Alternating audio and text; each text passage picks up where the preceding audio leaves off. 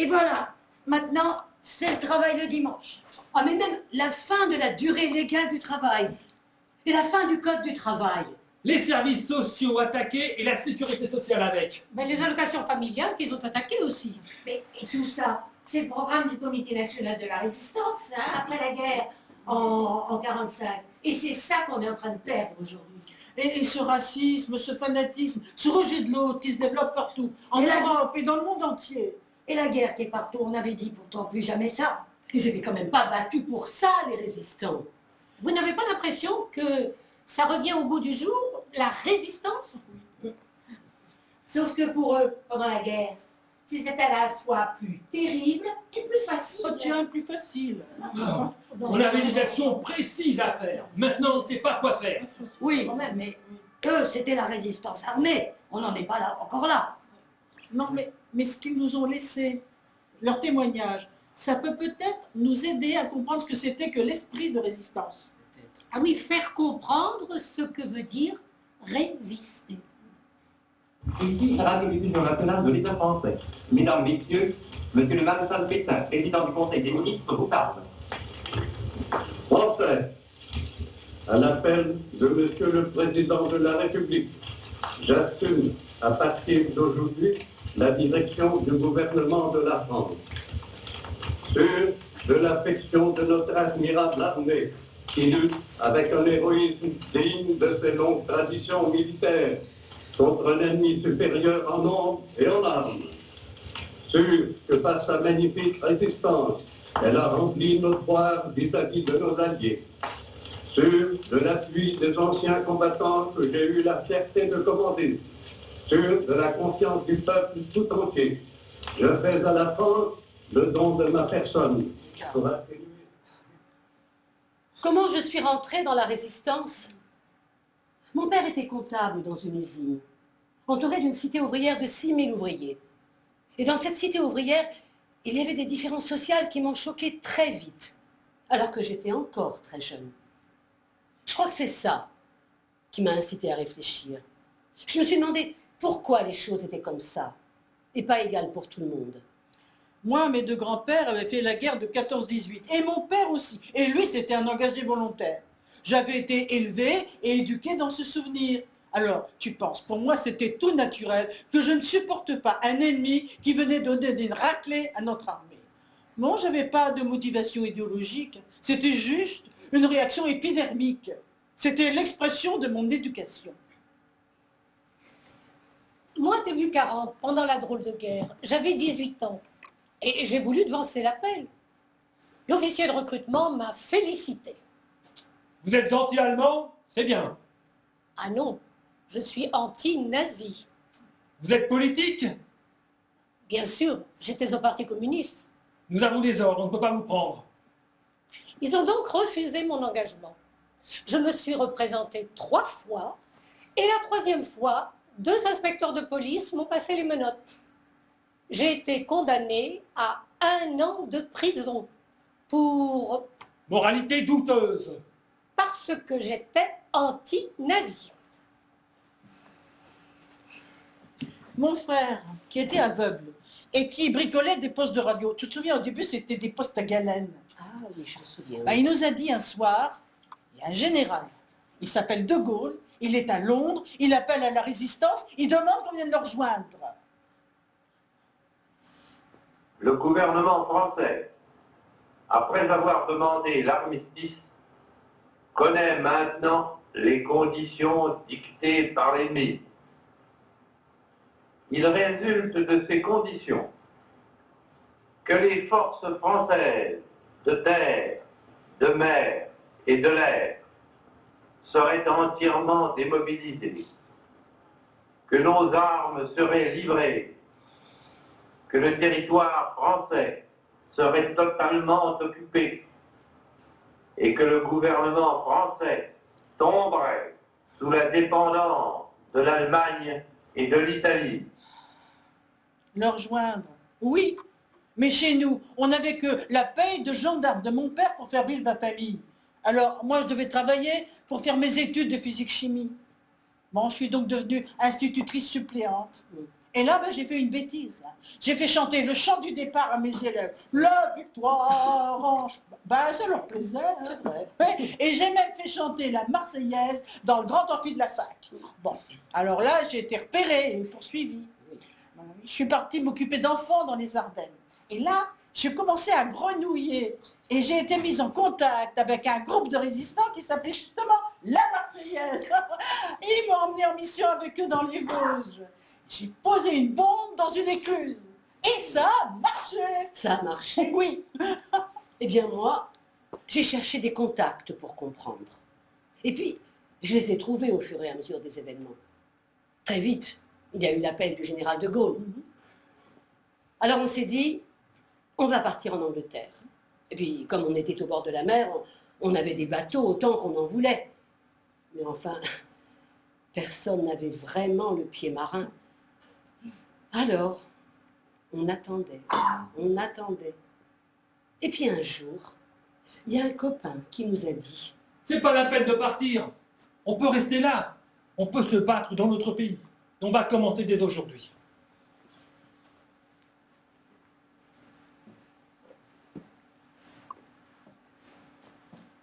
J'avais cette idée d'entrer dans la résistance, mais je n'avais pas le film. Alors, il y avait une école de garçons juste derrière la rue de Strasbourg. Quand ils sortaient de leur école, nous, on sortait de notre école de coiffure. Et il y avait plein de jeunes gens qui étaient très sympas. Je me disais, est-ce que je vais leur demander s'ils font partie de la résistance? Parce qu'ils vont me prendre pour une folle. Et puis, je me suis enhardie. Je trouvais tous les jours le même garçon sur le quai du métro le soir. Alors, à force de se rencontrer, bonjour, on s'est mis à parler et je lui raconte la vie. Et je lui dis, je veux rentrer dans la résistance. Non, je ne suis pas dans la résistance. Je suis pas dans la résistance. Non, il nie complètement. C'est vrai qu'avec le recul, je me rends compte qu'il aurait pu me dire « je suis dans la résistance » et me livrer aux Allemands. C'était pas bien prudent de poser des questions pareilles. Mais quand on a 19 ans, on n'est pas toujours très clair dans sa tête. Alors, à la fin, je l'ai tellement empoisonné qu'il m'a dit « Oui, je suis dans la résistance. » Je m'en doutais. Je veux rentrer dans ton groupe. Ah, mais on ne rentre pas comme ça dans la résistance. Hein. Il faut que quelqu'un soit sûr de toi. Tu peux rentrer dans la résistance et être de connivence avec les Allemands. Bon. Alors là, je lui raconte mon père, qui est traqué comme un voleur, qui ne peut pas dormir chez lui parce qu'il est juif, qui va partout, chez des amis, à l'hôtel. Et au bout de 8 à 10 jours, il me dit « Bon, j'ai vu mon chef de groupe, il est d'accord pour que je te présente. » Alors là, j'étais folle de joie. Alors, qu'est-ce qu'il me restait à faire, moi? Eh bien, je suis rentrée dans la résistance. Le Parti communiste avait créé la MOI, ou main-d'œuvre immigrée, pour réunir en ethnie, en groupe de parole, des Arméniens, des Juifs, des Polonais, enfin tous victimes de pogroms ou de génocide. J'ai donc été recrutée pour la MOI par les FTP, ou francs-tireurs et partisans. Ah, je ne supportais pas d'être occupé. On commençait à voir des gens arrêtés, des affiches de gens fusillés. Le statut des Juifs a certainement été un élément déclencheur. Moi, mon truc, je ne voulais pas porter une étoile. Hein. Moi, mon truc, c'était pas de distribuer les tracts. Je voulais être dans l'action. Sur le quai de la gare, il y avait des soldats allemands qui attendaient un hypothétique train pour partir peut-être en Russie, peut-être ailleurs, j'en sais rien. Moi, je devais traverser cette horde de soldats. Ils n'étaient peut-être pas méchants, mais c'étaient des étrangers. Ils ne parlaient pas ma langue. C'était des occupants. Et moi, j'avais 15 ans. J'avais une petite jupe, les cheveux dans le dos. J'étais mignonne. Une mignonne petite jeune fille qui doit traverser une bande de soldats qui n'avaient rien à foutre. Alors, il est certain qu'ils vont vouloir chahuter avec elle. C'est ce qui s'est produit. Ils ne demandaient pas plus. Mais moi, j'ai eu peur. Je me suis mise à crier. Un officier a mis fin à cette scène ridicule de la plus mauvaise façon. Il m'a donné un formidable coup de pied au derrière qui m'a envoyé valser à 2 mètres de là. Quand j'étais par terre, je me suis dit, bon, je vais les retrouver, moi, ceux qui résistent, ceux qui se battent. Parce qu'il y a une chose que les gens ne supportent pas, c'est l'humiliation. Et moi, j'avais été humiliée par ce coup de pied au cul. Alors je me suis promis, là, par terre, je me suis dit, je suis bien petite, mais je vais les retrouver, moi, ceux qui luttent.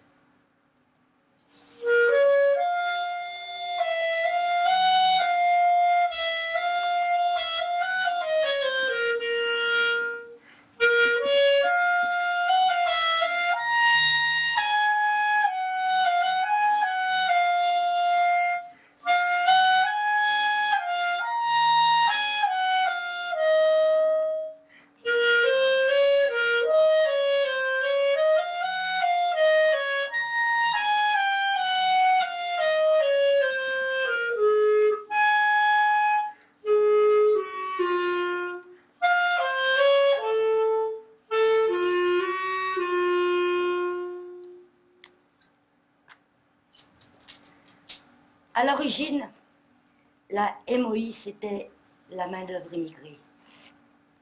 Il y avait de tout. Il y avait des étrangers aussi bien que des Français. Mais c'était la MOI. C'était la fiche rouge. C'était Manouchian. Il y avait des Français.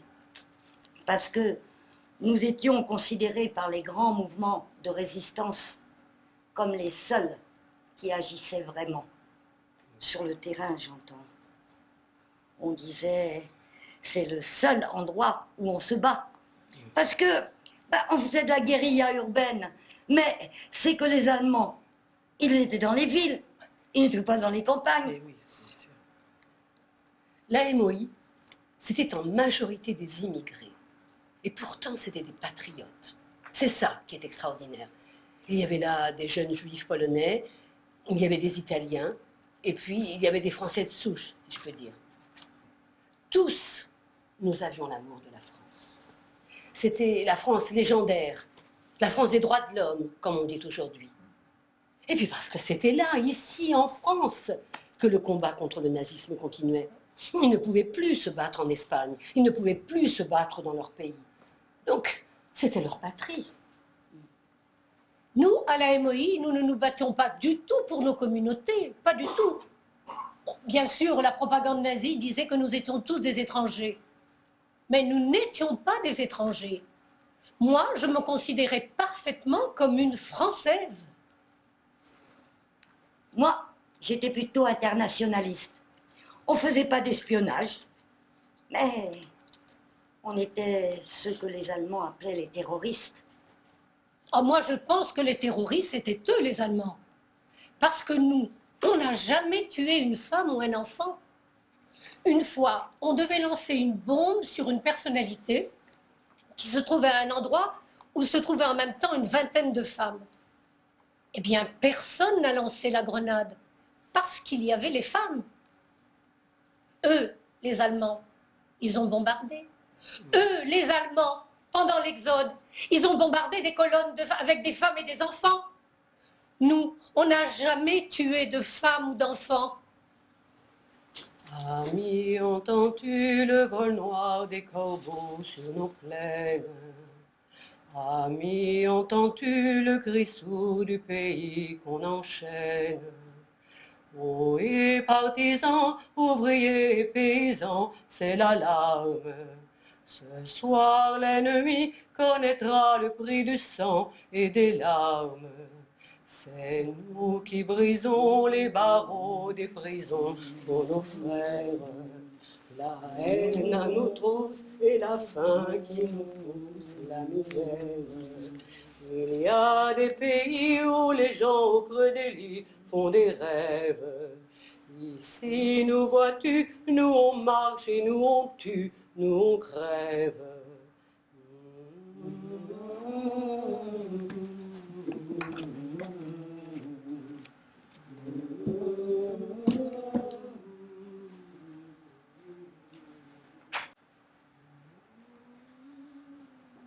Demandez Paris Soir, lâche attentat au métro Barbès. Un officier allemand assassiné. Les terroristes sont en fuite. Demandez Paris Soir, lâche attentat au métro Barbès. Un officier allemand assassiné. Les terroristes sont en fuite. Demandez Paris Soir. Le 21 août 1941, mon père, qui allait devenir le colonel Fabien, a donné rendez-vous à 2 de ses camarades. Ils sont arrivés à 8 h du matin sur le quai du métro Barbès. Presque aussitôt est arrivé un Allemand qui semblait être un officier, mais en réalité, c'était un aspirant de la Kriegsmarine. L'Allemand s'est placé devant le métro qui s'est arrêté. Quand l'officier est monté dans le métro, mon père a tiré 2 coups de 6,35 et l'a abattu. Aussitôt, il s'est sauvé en criant « Arrêtez-le, arrêtez-le !» pour que les passagers croient que l'auteur de l'attentat était devant eux. Et de cette façon, ils sont arrivés à sortir du métro. Mon père a dit à l'un de ses camarades « J'ai vengé Titi ». En effet, 2 de ses amis venaient d'être fusillés pour avoir participé à une manifestation des jeunesses communistes. Mais pour mon père, la mort de l'officier allemand n'était pas avant tout une vengeance. C'était un exemple. Il fallait dire aux Français, on ne peut pas continuer comme ça à supporter cette occupation nazie. Il faut que les citoyens agissent par la lutte armée. Donc, cet acte, c'était un symbole, c'était un acte patriotique. Il donnait le déclenchement de la lutte armée.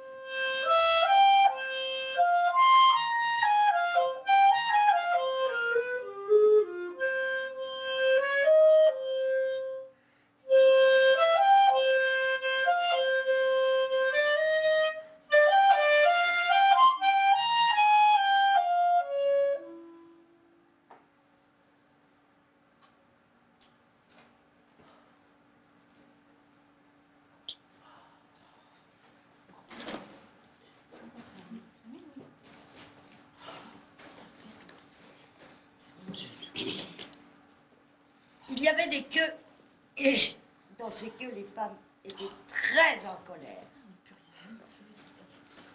Nous, on y introduisait des camarades. À l'origine, j'ai toujours recruté les femmes qui allaient travailler avec moi parmi les sympathisantes communistes et les militantes communistes. C'était quand on réalisait qu'il manquait du charbon ou des pommes de terre. On formait des délégations avec les femmes à la mairie.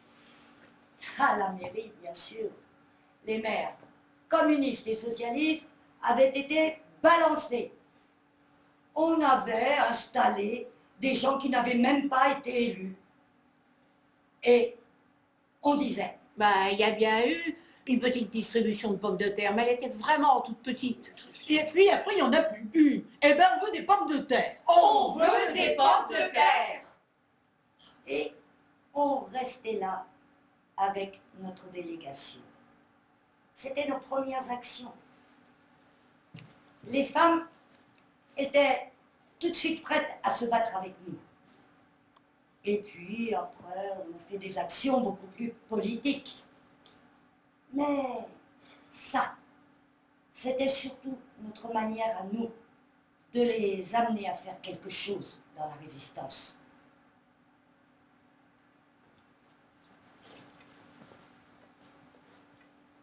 À un moment, il y a un camion militaire qui essaie de nous poursuivre et on se retrouve coincé avec mon copain Martini entre le camion et le mur. Heureusement, il y avait une porte d'immeuble juste à côté. Alors je la prends, je monte au 6e étage, je frappe au hasard, une petite vieille m'ouvre. J'ai les Allemands derrière. Elle me fait rentrer et elle ne dit rien et m'amène dans sa chambre. Cache-toi sous l'édredon. L'édredon, c'est ce qu'on avait à ce moment-là. C'était beaucoup plus volumineux qu'une couette. Et là, c'était un édredon rouge.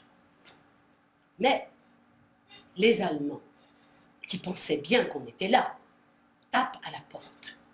La dame avait fermé la targette. Elle ouvre, et cette petite femme se révèle une grande actrice. Madame, on est venu pour vous voir. Des résistants sont cachés dans l'immeuble. On les a vus monter. Vous n'avez pas vu passer quelqu'un? Oh, bonjour monsieur. C'est vraiment gentil de venir rendre visite à une vieille dame comme moi.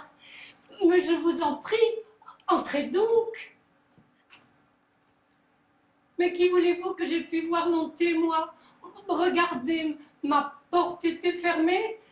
Je m'apprêtais à manger ma soupe et à aller me coucher.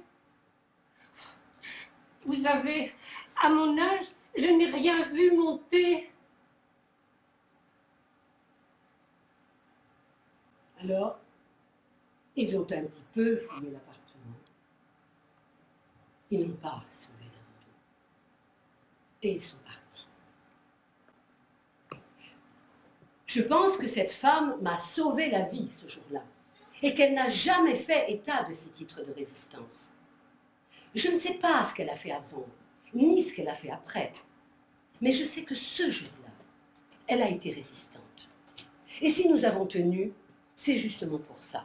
Parce que, quoi qu'on en dise, en tout cas en 43-44, si dans sa grande majorité, la France n'avait pas été tournée vers la résistance, nous serions tous morts.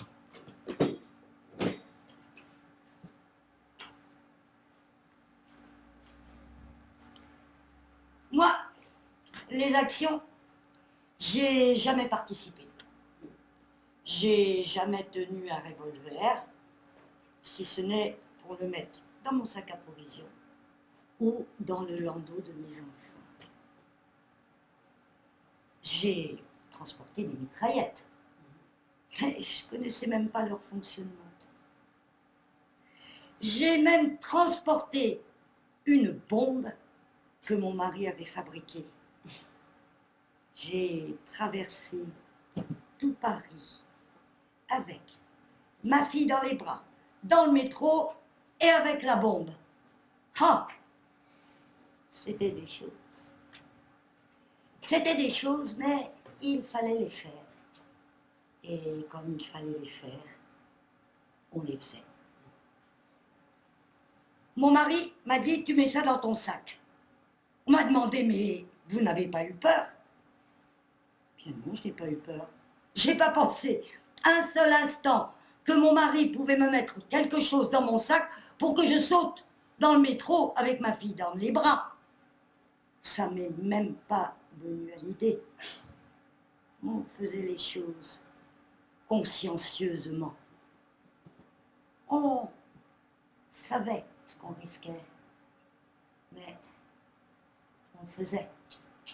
En tout cas, moi, Je l'ai toujours vécu comme ça.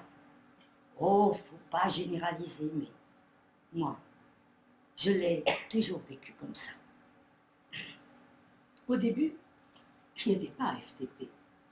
Je faisais des petits boulots, infiniment utiles, indispensables et obscurs, de milliers de femmes, dont beaucoup se sont retrouvées enfumées à Auschwitz. La résistance féminine est bien connue, mais elle a été longue à se manifester. Il faut dire qu'il y avait 2 millions de prisonniers en Allemagne et que les femmes, elles avaient tout sur le dos. Il fallait qu'elles trouvent du boulot, il fallait qu'elles trouvent de quoi manger, il fallait qu'elles fassent des queues interminables. Elles ont commencé à faire des liaisons et à porter des messages, pas forcément avec un chef, mais souvent avec leur mari. Et le mari, on l'a décoré. Et la femme, on ne l'a pas décorée. Une femme m'a dit un jour, Mon mari était un grand résistant. Il a été décoré par la reine d'Angleterre. et vous dans tout ça? Moi, je faisais tout à la maison. Je faisais la bouffe, et ma fille aussi. Elles étaient l'infrastructure, quoi. C'était elle aussi qui planquait les parachutistes. Madame, vous êtes une résistante. Comment? Elle ne comprenait pas.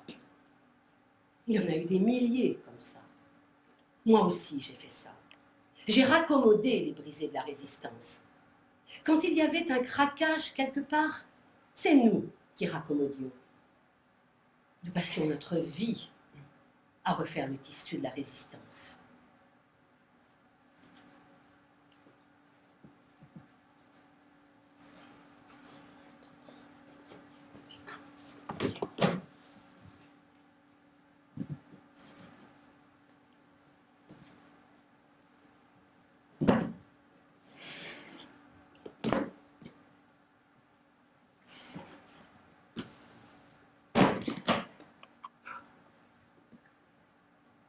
En janvier 1944, j'étais dans le train avec 2 aviateurs, un Anglais et un Américain.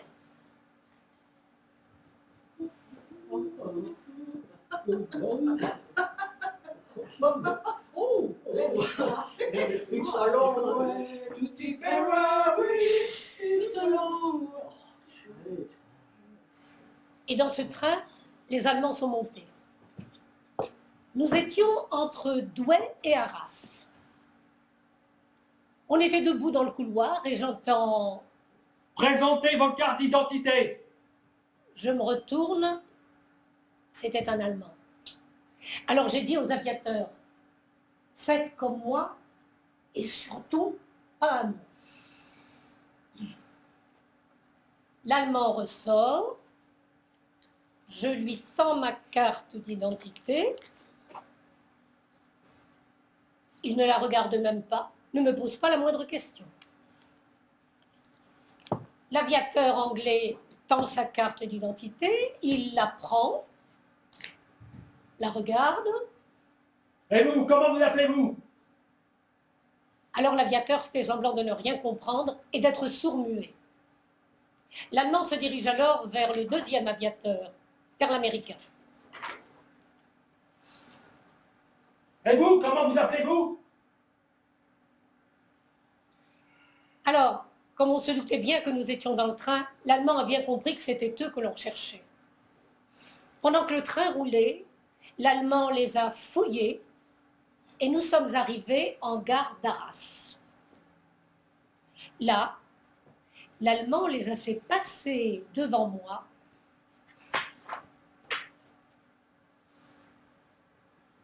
Impeccable. Ils n'ont pas sourcillé, pas bougé. Mais ils m'ont fait comprendre qu'ils me remerciaient quand même. Et ils sont partis par la porte du train avec la police de la gare. Là, bien sûr, les Allemands ont bloqué le compartiment, tout le wagon entier même. Puis ils sont revenus pour chercher dans les valises. Bien entendu, ce qu'ils recherchaient essentiellement, c'était l'accompagnateur. Et encore une fois, ils ne m'ont pas posé la moindre question. Ils n'ont pas pu s'imaginer que c'était une jeune femme à l'air plutôt innocent qui... Et ils ont arrêté une pauvre vieille dame parce qu'elle avait, qui avait été enfermée dans le même compartiment que moi, cette dame, parce qu'elle avait en fait des pommes de terre dans sa valise. Oh là là, c'est louche des pommes de terre!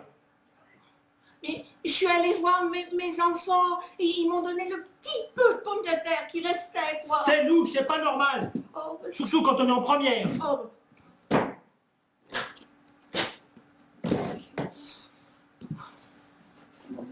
Et ils l'ont arrêté. J'étais mal. Mais on nous avait dit surtout ne vous faites jamais arrêter, sinon vous pourriez livrer tout le réseau.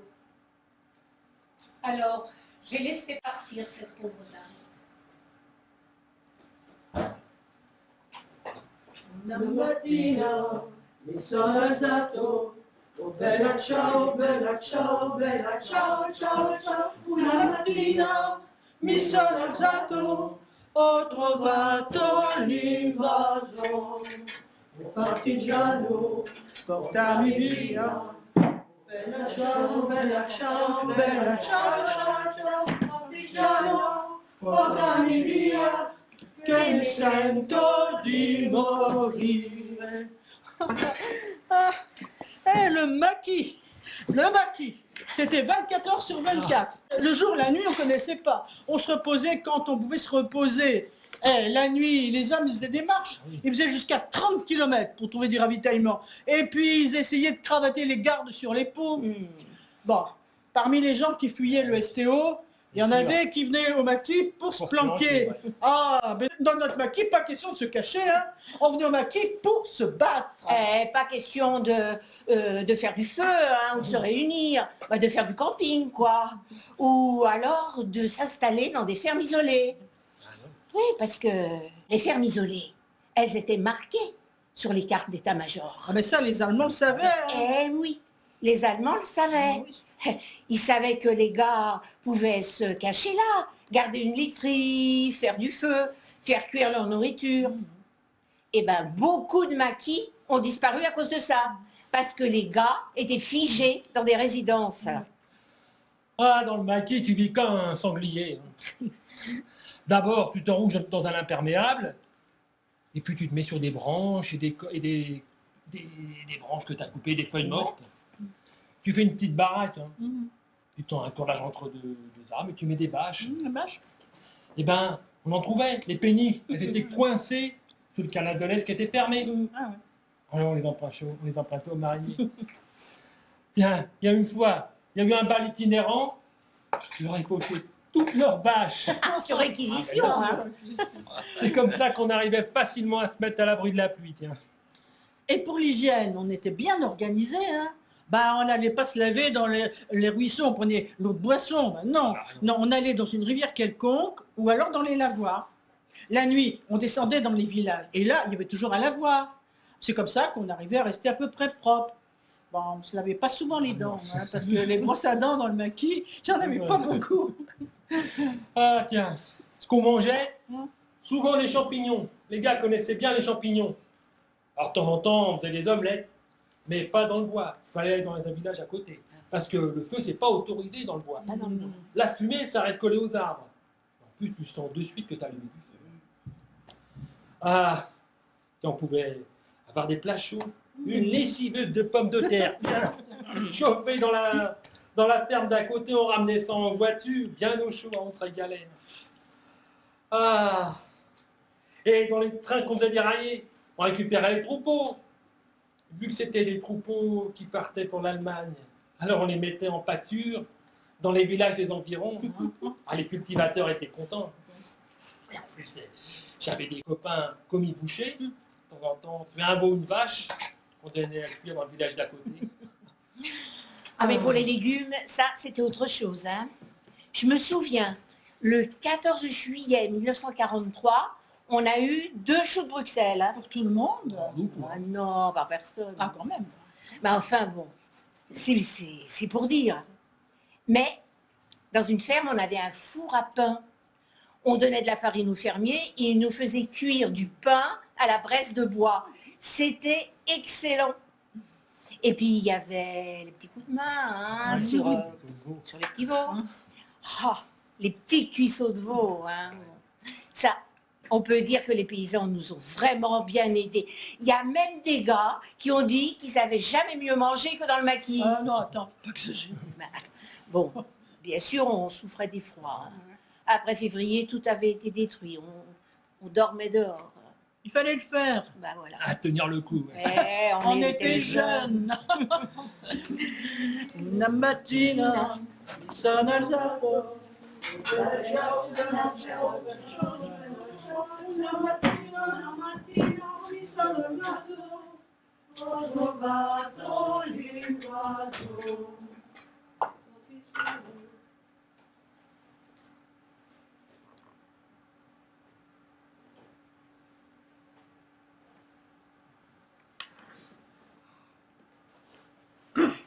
On avait tendu une embuscade entre Demangeville et Rambervillers. Et on voit arriver de grosses voitures d'état-major avec des motards. J'ai déclenché le tir. Et tout a été cloué sur place. Je me suis précipité. Il y avait un général allemand sur le marchepied, la Mercedes, salement amoché par ma 1145. Avant de mourir, il m'a dit « Pourquoi as-tu fait ça, mon fils? » dans un français impeccable. Je lui ai répondu, c'est pour la France, quelque chose comme ça. Plus tard, en y réfléchissant, je me suis dit qu'il avait peut-être un fils de l'autre côté, dans l'armée, et que quand il a vu ce jeune qui osait l'attaquer, foutre en l'air l'état-major, il y avait de l'étonnement dans ses yeux bleus. Pourquoi as-tu fait ça, mon fils? Ça a été un coup formidable. On avait tous les codes secrets, tous les plans de la vallée de la Moselle et de la Saône. On avait les positions de repli des armées allemandes. Et tout a été expédié à Londres.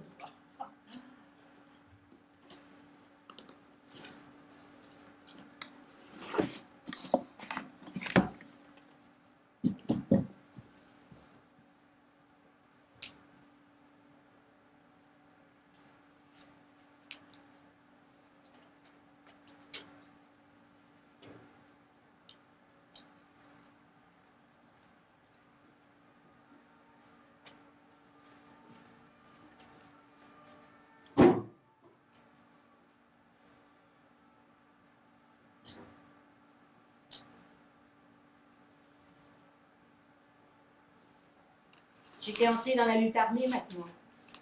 J'avais pris, comme disait Éluard, les armes de la douleur.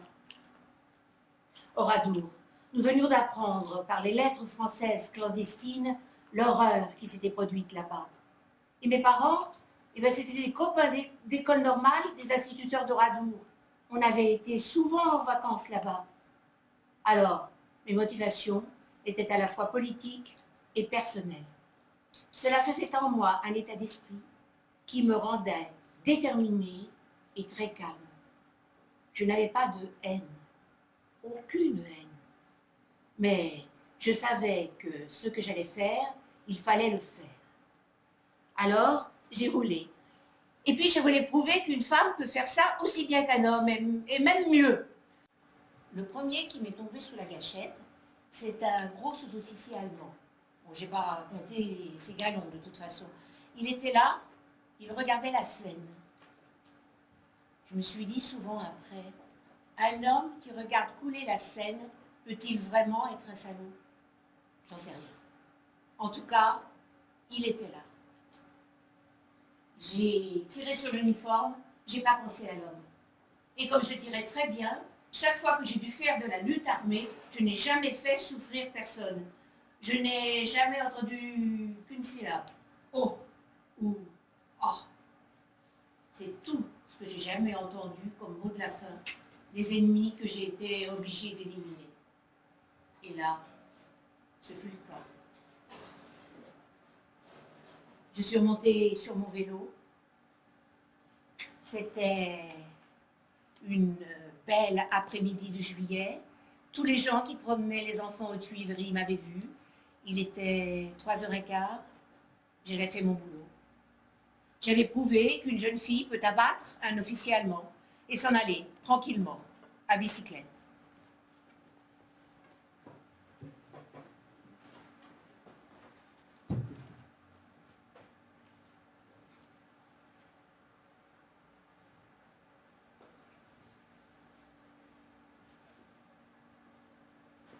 Il y a une action qui nous a beaucoup préoccupés.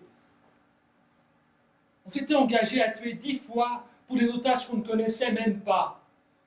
Je crois que c'était des passeurs. Or, il se trouve que tous les samedis soirs, il y avait un tramway qui était réservé aux Allemands pour les ramener à la caserne.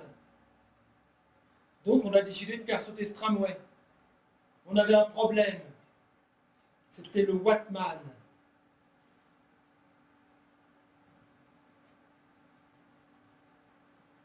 C'est le conducteur du train.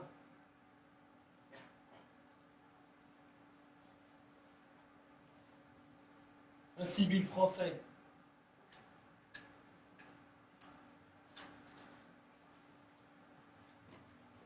Ah, le tramway a sauté. Hein. Plus tard, j'ai vu les photos. Il restait que les roues. Oh, mais 40 Allemands tués d'un coup, c'était une bonne opération.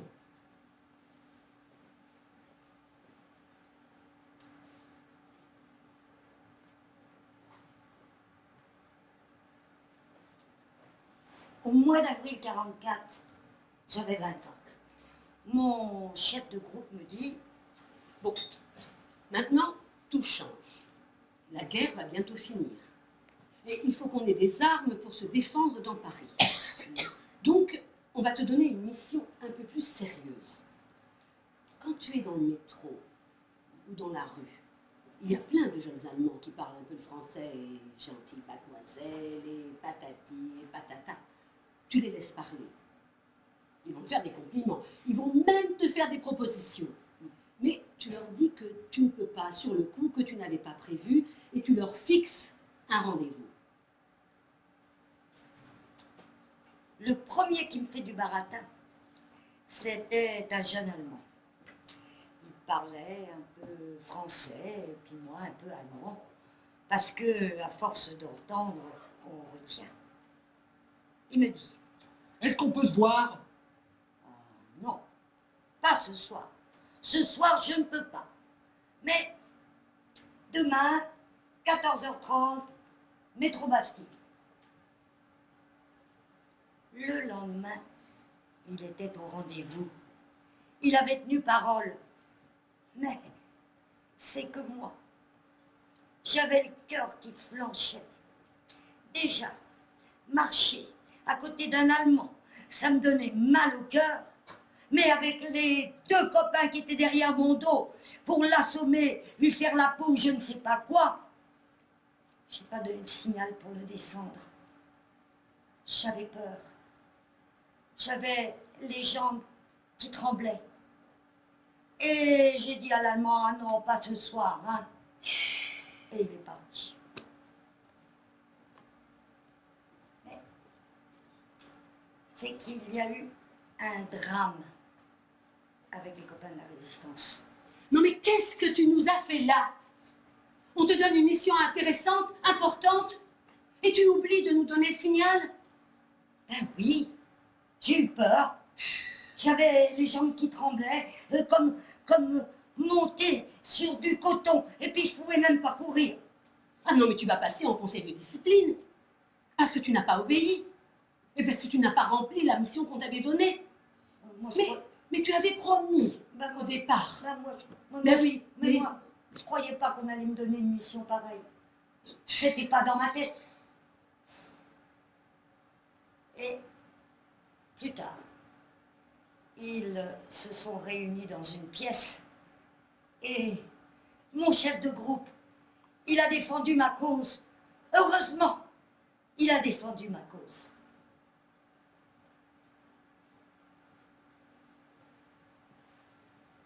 On détruisait telle usine pour qu'elle n'entre pas dans l'effort de guerre allemand. C'était des grosses usines, hein, comme la SNECMA ou l'Air Liquide.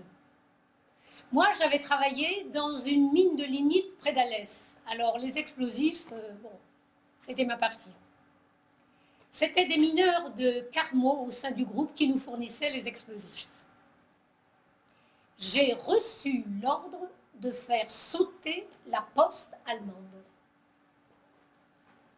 Et ce n'est qu'en 1988, dans un livre sur la résistance dans les PTT, que j'ai appris qu'en fait, j'avais fait sauter une machine Enigma. C'était cette machine qui cryptait et décryptait les messages que s'envoyaient les Allemands. Il n'y en a eu que 3 de détruites. Une en Pologne, une dans un sous-marin que les Américains ont fait sauter, et la mienne. J'ai dû rentrer dans la poste avec les bombes prêtes à exploser. Avec la complicité d'un ingénieur allemand, j'ai déposé les explosifs tout près de la machine. Ah! Ça a explosé!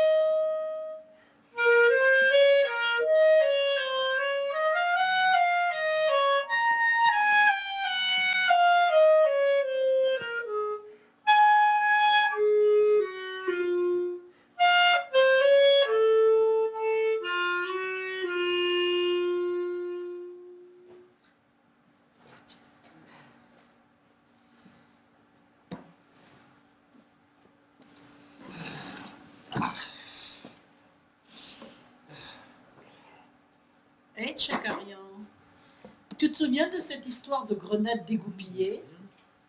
Si, mais rappelle-toi, la résistance armée avait signalé à Manouchian qu'il y avait des troupes allemandes qui venaient prendre leur travail dans les ambassades en camion. Et nous, ces camions, on les attaquait à la grenade pendant leur transport. Hein, bon, ce jour-là, c'était Arsène Davidjian qui devait lancer la grenade. Et moi, j'étais à sa protection, mais c'était sous ton commandement de Tchakarian. Ouais, avec nous, il y avait Joseph Bokeridjian. Ouais. Il était à 200 mètres de nous. Il devait relever le col de son manteau pour nous signaler que c'était le bon camion qui arrivait avec les Allemands à l'intérieur. Et quand il a vu le signal, Davidjian s'est avancé sur la route pour faire ralentir le camion. Bon, le camion s'est arrêté, mais c'est qu'on a eu un problème. Hein. Il y a 2 policiers qui sont arrivés et ils nous ont dit Police, tiens! oh, on est de la résistance. Moi, je veux pas le savoir, vos papiers. D'accord, j'ai vu qu'ils insistaient. Alors moi, j'avais une grenade dans ma poche. Alors, je la sors, je la dégoupille et je la mets sous leur nez. Ah, ah. Mais arrêtez, arrêtez, arrêtez! Ils allaient sauter avec nous. Alors, bon, j'aurais dit, vous partez parce que nous, on a un travail à faire. Ah, ils se sont mis à courir, tiens. Quand Davidjian a lancé la grenade, ils étaient à plus de 200 mètres. Hein. Le camion, il a sauté, ça. Mais c'est qu'il y avait un problème. J'avais toujours la grenade dégoupillée à la main. Et quand Davidjian a fait son travail, bah oui, tout a sauté. Mais moi j'étais à sa protection. Alors je l'ai suivi avec mon vélo, une main sur le guidon, et la grenade dégoupillée à la main. Vraiment, il y a un copain, il a trouvé un clou pour regoupiller la grenade. C'est comme ça qu'on s'en est sorti. Tiens. Ah, ah. On peut dire, t'as jamais eu peur. Hein. Non, j'ai jamais eu peur. T'aurais dû être un grand chef, moi je te dis. Me dis pas ça. Ouais. Écoute-moi bien, Henri. Hein. C'est pas un reproche. C'est pas l'Allemand qui venait vers toi. C'est toi qui allais vers l'Allemand. C'est toi qui allais vers la mort. Alors, quand tu dis on avait peur, mais vous y alliez quand même. C'est ça le courage. Vous étiez des hommes courageux. Vous ne vouliez pas l'avouer. Et vous l'aviez quand même, la peur. Moi, écoute, je vais te décerner une médaille spéciale, rien que pour toi. Ah, mais j'en veux pas.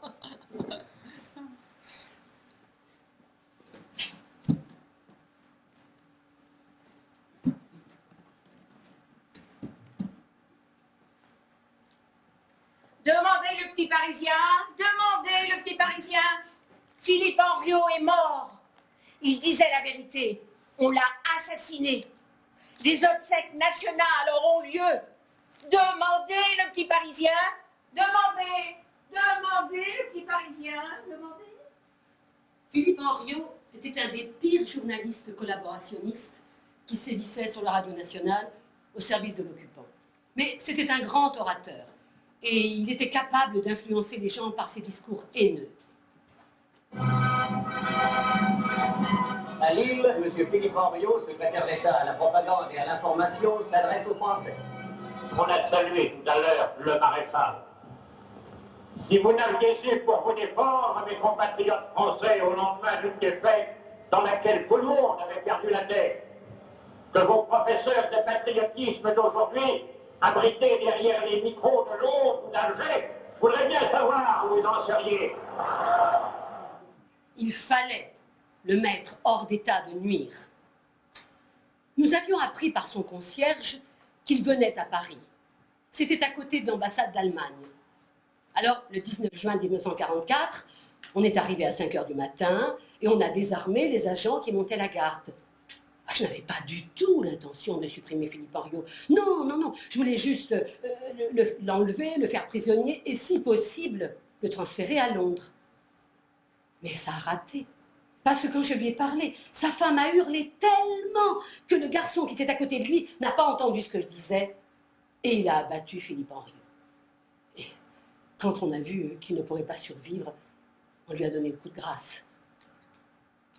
Et cette action, qui est considérée comme un succès, a en fait été un échec, parce que Philippe Henriot ne devait pas être exécuté.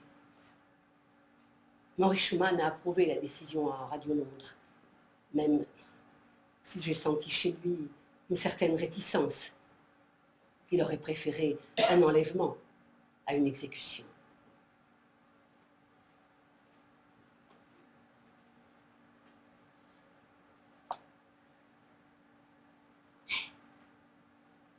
Demandez le Nouvelliste, demandez le Nouvelliste.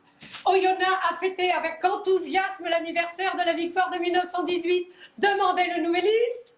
Oui, on a crié ça dans les rues de Lyon en novembre 43.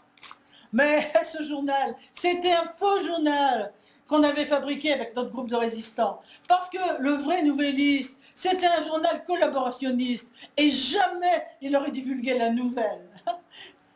Mais nous, on a réussi. On en a placé dans les kiosques et on a même réussi à en vendre pas mal. Enfin, ils ne sont pas restés très longtemps parce que la police est assez vite intervenue. Ah ben oui, ouais, mais après on en a vendu sous le manteau et les 25 000 exemplaires sont partis. Et c'est comme ça que la nouvelle s'est divulguée. Allez, Demandez le Nouvelliste, demandez le Nouvelliste.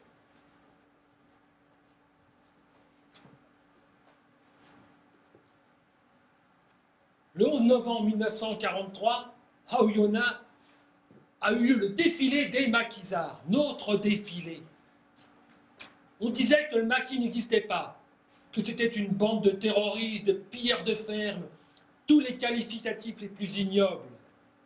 Nous en avions tellement assez que le 11 novembre, au lieu de faire seulement un dépôt de gerbes comme il avait été demandé par l'état-major régional, Roman Petit, le chef du maquis, a dit on va faire mieux. On va faire un défilé pour montrer nos gueules.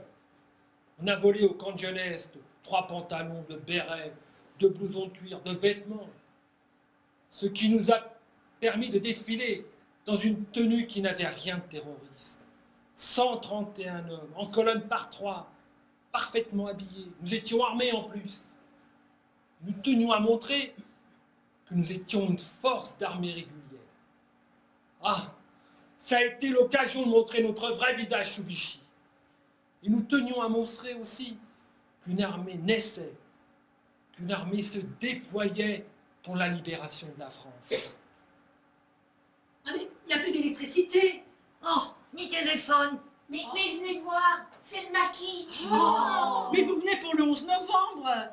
Dans 5 minutes, on sera au Monument Mort.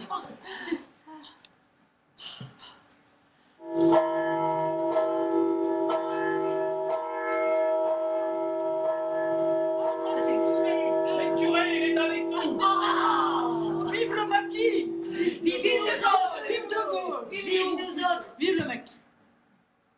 C'est mon frère qui a déposé la gerbe en croix de Lorraine, avec l'inscription « Les vainqueurs de demain à ceux de 14-18 ». Allons enfants de la patrie, jour de gloire est arrivé. Entre nous,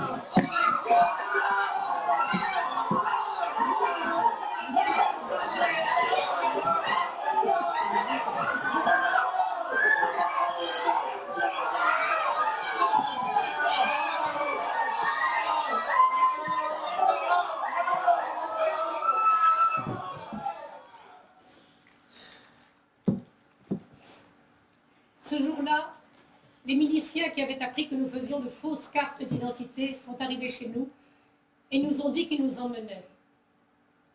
Mais on a su que mon frère, qui n'avait que 11 ans, ne serait pas arrêté.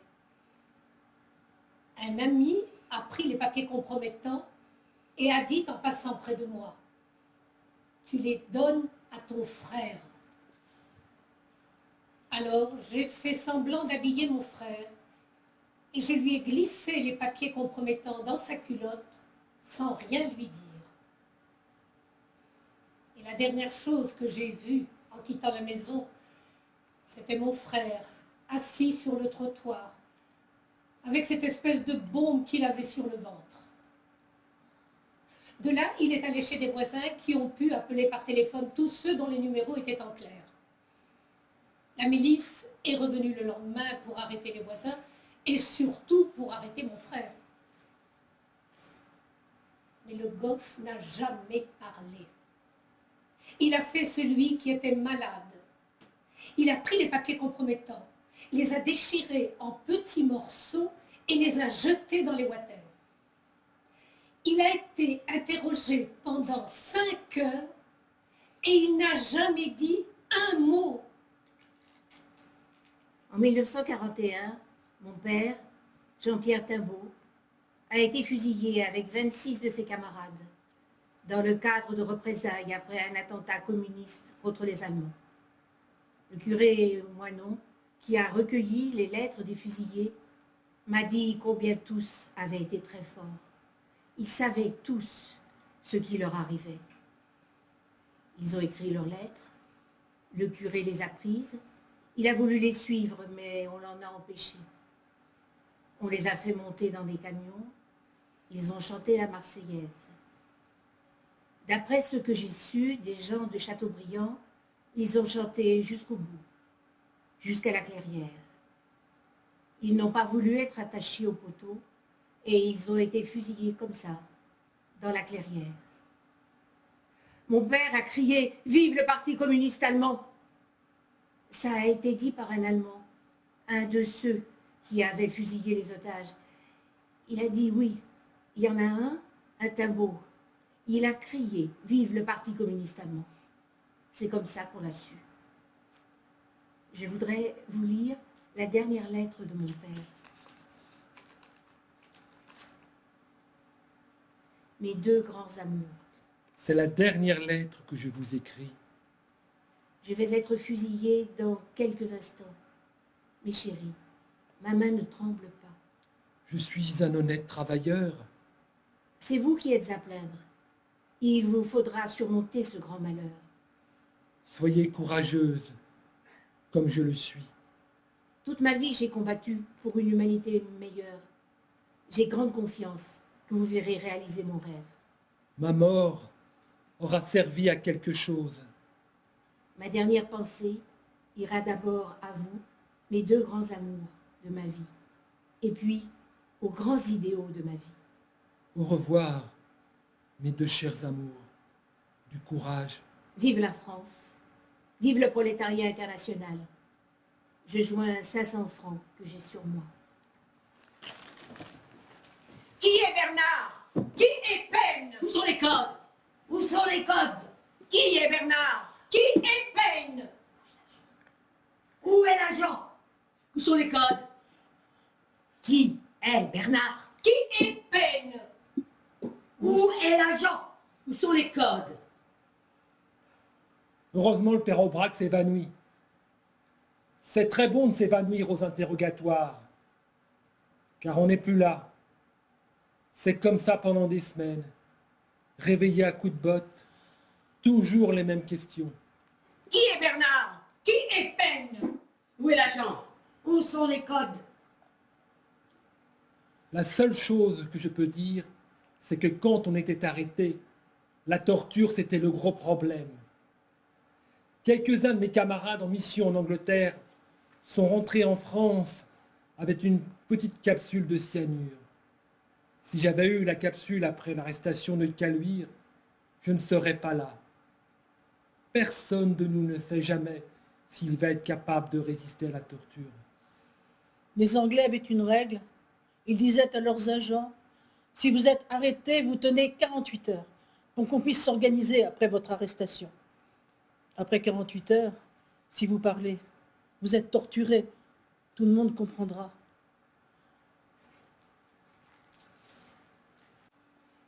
Ils étaient 20 et 100, ils étaient des milliers, nuits maigres tremblant dans leurs wagons plombés, qui déchiraient la nuit de leurs ongles battants. Ils étaient des milliers, ils étaient 20 et 100. Ils se croyaient des hommes, n'étaient plus que des nombres. Depuis longtemps leurs dés avaient été jetés. Dès que la main retombe, il ne reste qu'une ombre. Ils ne devaient jamais plus revoir un été.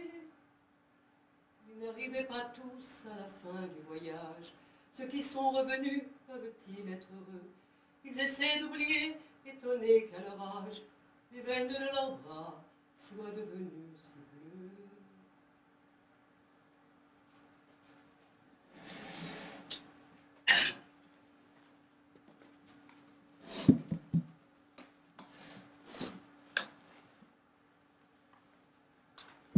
L'arrivée au camp de concentration de Buchenwald est quelque chose d'inimaginable.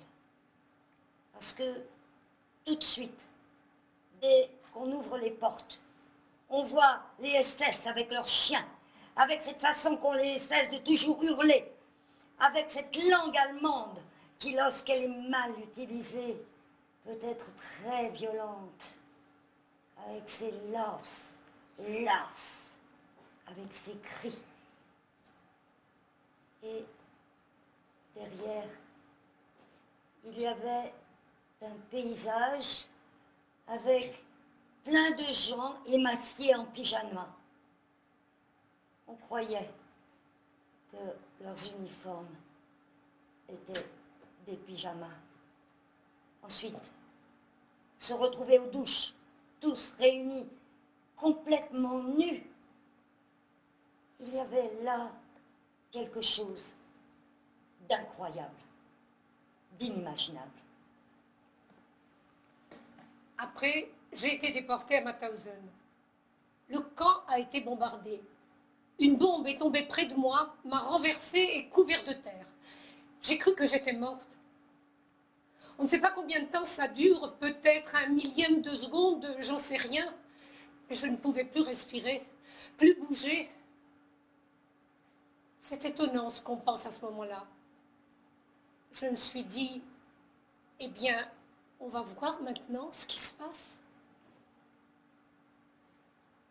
Faut dire que dans les circonstances dans lesquelles on vit dans un camp de déportés en côtoyant la mort à tout moment, cela fait qu'on n'est jamais vraiment étonné d'arriver au point où on se dit qu'on est mort maintenant.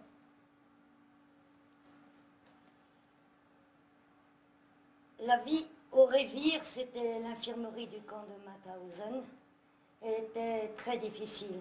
Parce que nous étions jusqu'à 5 ou 6 dans un lit pour une personne.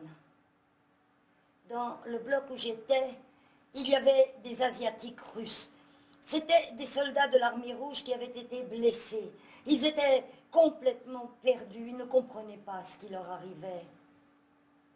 Et plus le temps passait, plus les gens qui arrivaient étaient en mauvais état. Beaucoup mouraient parce qu'ils n'avaient plus de force. La mortalité au bloc du Révire était considérable. On était obligés, tous les matins, de traîner le corps de nos voisins morts pendant la nuit. La responsable du bloc devait les compter pour qu'à l'appel on retrouve le nombre de prisonniers.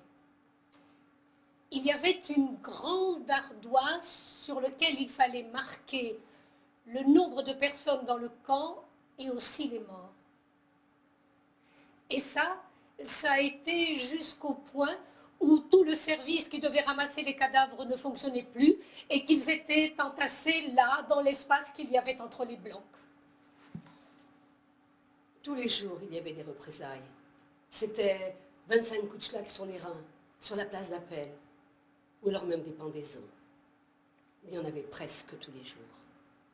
Quand il y avait une pendaison, ça se passait pendant le temps d'appel, et ça durait parfois des heures.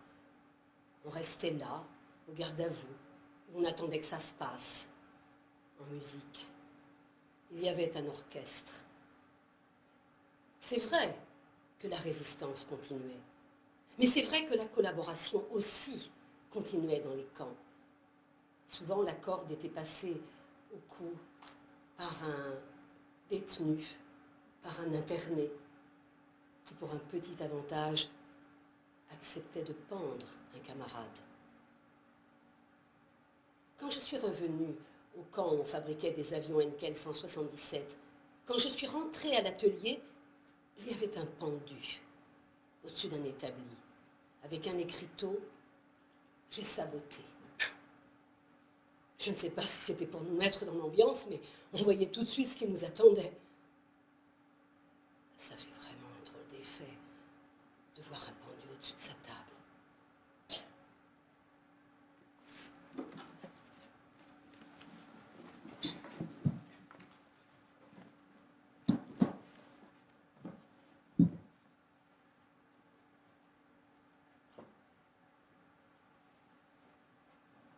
À Oradour, j'y étais. Je suis un rescapé. C'est le seul endroit en France où ce n'est pas une action de représailles. Les Allemands n'étaient jamais venus à Oradour. Ils ne pouvaient rien reprocher à Oradour. Il n'y a pas eu de combat. Si on prend Tulle, c'est des représailles. Il y a eu des Allemands tués. On a dit, il faudra tant d'hommes exécutés pour tant d'Allemands tués.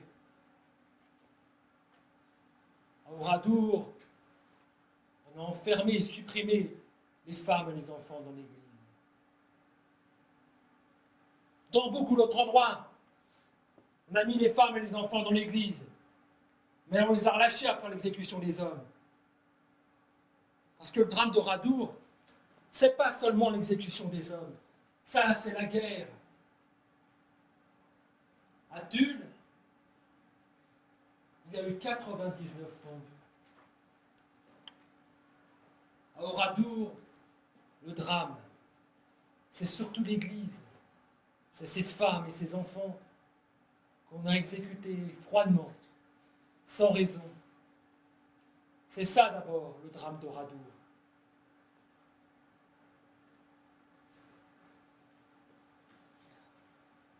Est-ce ainsi que les hommes vivent, et leurs baisers au loin les suivent?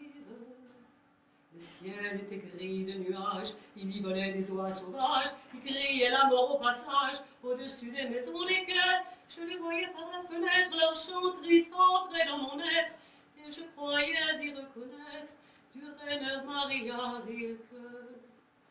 Est-ce ainsi que les hommes vivent, et leurs baisers au loin les suivent, comme les soleils disparus?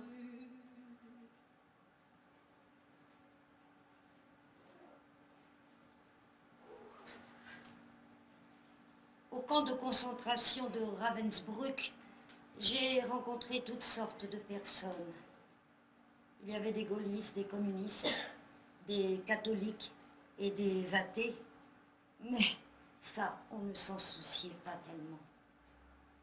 Je revois Geneviève de Gaulle et Germaine Tillon qui parlaient ensemble. Vous connaissez peut-être ce poème d'Aragon, La rose et le réséda. Celui qui croyait au ciel, celui qui n'y croyait pas. Tous deux admiraient la belle prisonnière des soldats, mais quand les blés sont sous la grêle, fou qui fait le délicat, fou qui pense à ses querelles. Donc, ils sont tous les deux arrêtés, ils sont tous les deux prisonniers, ils sont tous les deux fusillés. Celui qui croyait au ciel, celui qui n'y croyait pas.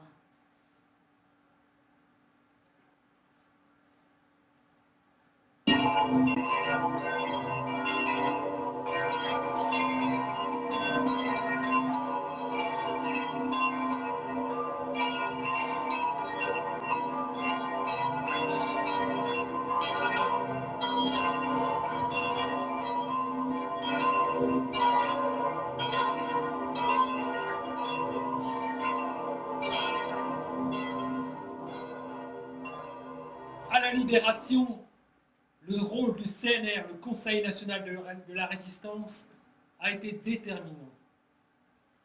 L'insurrection de Paris, c'est le résultat d'un très long processus qui commence par les premières grandes manifestations du 14 juillet 1944. Et c'est la première fois qu'on voit des filles et des jeunes femmes défiler en jupe rouge, en corsage bleu et en ceinture blanche. Tout le monde est en bleu, blanc, rouge. Ah, c'est formidable, hein, parce que jusqu'alors défiler en bleu, blanc, rouge, c'est se retrouver au ballon en camp de concentration. Donc c'est le début d'une prise de conscience que la fin approche. Et puis vous allez avoir le début des grèves, au début du mois d'août ou même un petit peu avant, quand les Allemands décident de désarmer la police. Et bien la police va se foutre en grève. C'est la première fois en France qu'on voit une grève de la police. Et c'est une grève patriotique. Et puis vous aurez la grève des services publics, la grève des transports. Et puis peu à peu, ça monte. Le comité parisien de la Libération a la capacité de déclencher l'insurrection avec l'aide des FFI. Mais comme il s'agit de Paris et que Paris, ça n'est pas n'importe quelle ville de province, les dirigeants parisiens ont pensé que la décision devait être appuyée par le Conseil national de la résistance, qui était l'organe supérieur de la résistance. Le CNR a approuvé la décision de déclencher l'insurrection le 19 août 1944. Ça s'est fait comme ça. À la Libération, quand j'ai vu le défilé de l'éclair, j'étais à d'enfer. Je voyais plein de femmes qui se jetaient au cou des soldats, qui les embrassaient, l'un, l'autre, comme ça. C'était un peu débridé à l'époque. Moi, je n'ai pas pu. Il y en avait trop que j'avais laissé derrière moi, à commencer par mon père, qui avait été déporté.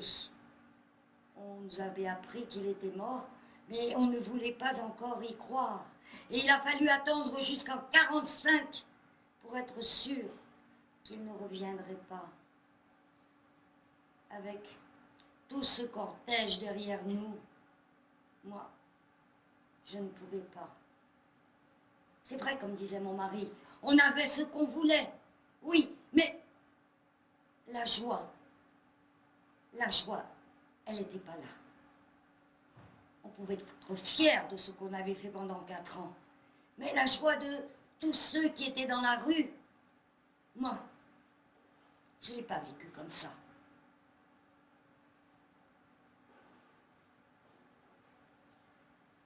Juste avant la libération, un groupe de résistants de la dernière heure sont venus nous trouver pour nous demander de faire dérailler un train parce qu'ils n'étaient pas capables de le faire eux-mêmes. On a arrêté des femmes. Et après la libération, ils nous disent ils n'étaient pas capables de faire sauter un train, mais ils étaient capables d'arrêter des femmes et demander à d'autres de leur couper les cheveux. Alors, notre chef de groupe a dit, vous les libérez, et on verra ça plus tard avec le comité de libération. Et il a demandé au président du comité, qu'il connaissait bien, de veiller sur les femmes du village de Chaux et de ne pas trop les soi-disant collaboratrices et de ne pas trop les condamner. Et il n'y a pas eu non plus d'exécution de collaborateurs. On avait 50 lettres de dénonciation aux Allemands, toutes signées. C'était un tel a tué un veau, un tel a tué un cochon. Un tel est communiste, faudrait l'arrêter. Alors à la libération, on les a portés au comité et on est allé les voir, certains d'entre eux, pour leur demander « Mais enfin, pourquoi vous faisiez ça ?» Parce qu'on croyait à la victoire de l'Allemagne. Alors le président du comité a dit « On ne va pas décimer tout le canton. » Et il n'y a pas eu de représailles. Allez.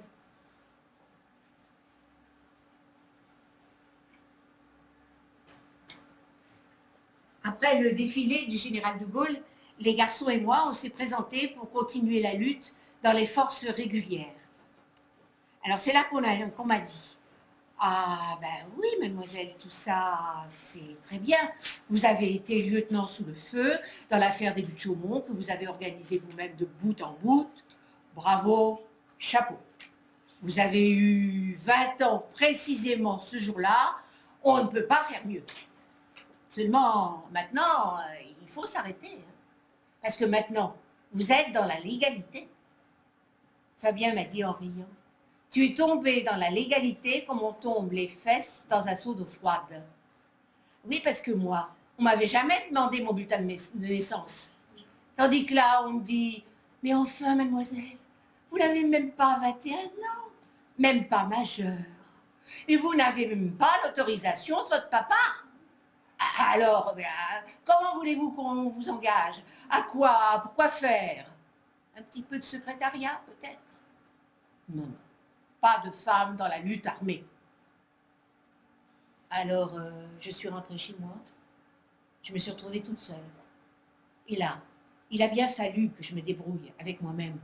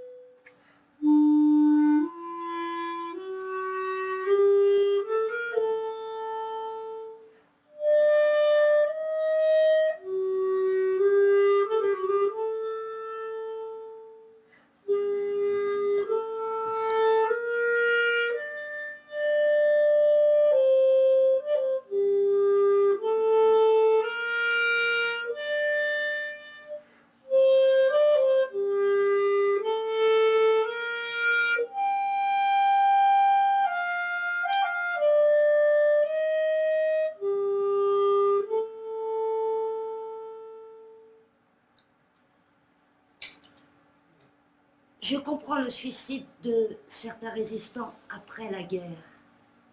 Ce sont des pulsions incontrôlées. Primo Levi en est un cas.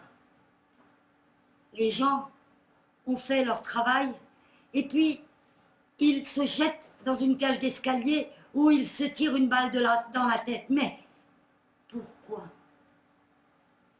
J'ai toujours pensé que je savais pourquoi.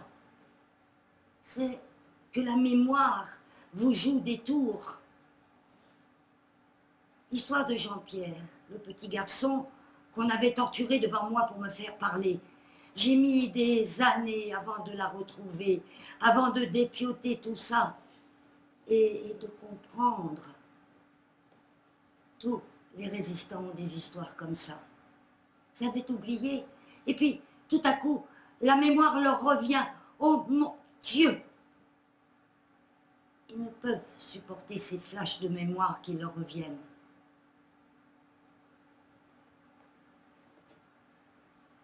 C'est la résistance qui m'a ouvert les yeux. Nous menions un combat pour que l'homme ait plus de possibilités de vivre. C'était une école pour devenir meilleur. Nous tirions sur les officiers, sur la Gestapo, sur les miliciens. Mais ils méritaient la mort. J'ai été décorée de la Légion d'honneur. Je l'ai portée quand je suis allée en Allemagne pour parler contre le néonazisme. J'ai fait un discours devant 500 personnes et j'ai été applaudie quand j'ai dit que j'avais tué des officiers allemands. Applaudie par des Allemands. Qu'il y ait encore des courants néo-nazis aujourd'hui. Et pourquoi n'y en aurait-il pas? Il y a encore une église où on célèbre chaque année une messe pour Pétain. Dans sa grande majorité, le peuple allemand a toujours soutenu Hitler.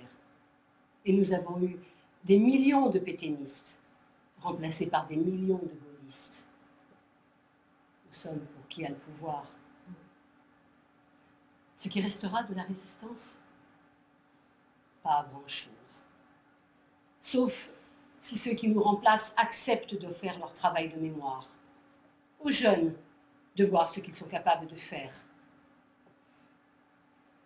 On explique depuis un certain temps que les cérémonies qui commémorent les grands événements qui ont marqué l'histoire des 50 ou 100 dernières années de notre pays, ces cérémonies ne sont plus suivies parce qu'il n'existe plus d'acteurs ou de témoins de l'époque pour venir y faire de la figuration. C'est curieux. L'autre jour, j'étais dans mon village natal, c'était le 14 juillet. Il y avait un grand rassemblement, on chantait la Marseillaise, on discutait de la République, de la Bastille. Alors, je me suis retournée de tous les côtés et je n'ai pas vu un seul survivant de la prise de la Bastille de 1789. Alors, ne dites pas de conneries, monsieur le préfet. Allez dire ça au ministre, si vous voulez. La mémoire, il faut la faire vivre.